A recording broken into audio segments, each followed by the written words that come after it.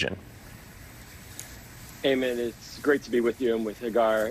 I've been in touch with my family and cousins in Israel, and I'll tell you, without a doubt, this is a different moment. Without a doubt, every family in Israel right now is touched by this, has been devastated by this. They're still in fear of the ability to walk out in the street, children not being able to go to school, not being able to go shop, cousins of mine being called up to serve.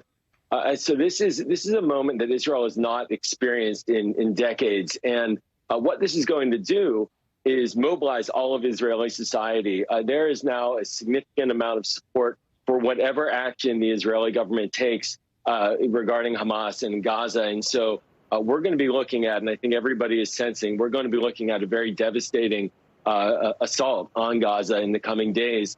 But first and foremost, of course, the Israelis are, as the ambassador mentioned, very concerned about those hostages, those who were stolen from their homes, from social events, taken into Gaza.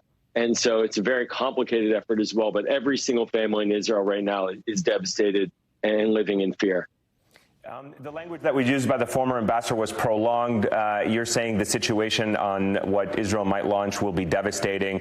What does that look like specifically? I mean, you certainly know from your time in government, we have been in this road before, not to this scale, but we have been in this road where Israel has carried out operations, wars inside Gaza. They've gone after Hamas's senior leaders.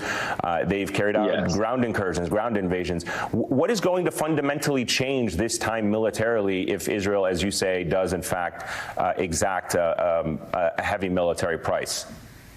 Yeah, Eamon, there are a couple of data points that stick out. I was in the Obama administration during the 2014 war, and at that time, about 5,000 rockets were sent into Israel over about 50 days. And now that many were sent just a span of 24 hours. So the devastation, the frequency, and the speed has accelerated significantly. And my fear is that we're also going to see a similar kind of dynamic coming from Israel. And that is going to be something that potentially we could see a reoccupation of certain parts of Gaza. Now, Israel has not wanted to occupy Gaza since it left. When Ariel Sharon evacuated in 2005, the Israelis don't want to be in Gaza. And in fact, they asked the Palestinians to govern Gaza, and then Hamas.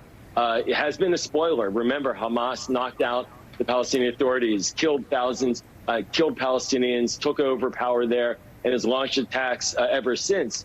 And so I fear that what we're going to see is more devastation and potentially a reoccupation of parts of Gaza, which, again, will lead to a significant increase in bloodshed and may pull other actors in. And that's really the real risk here as this continues to evolve. Hagar, the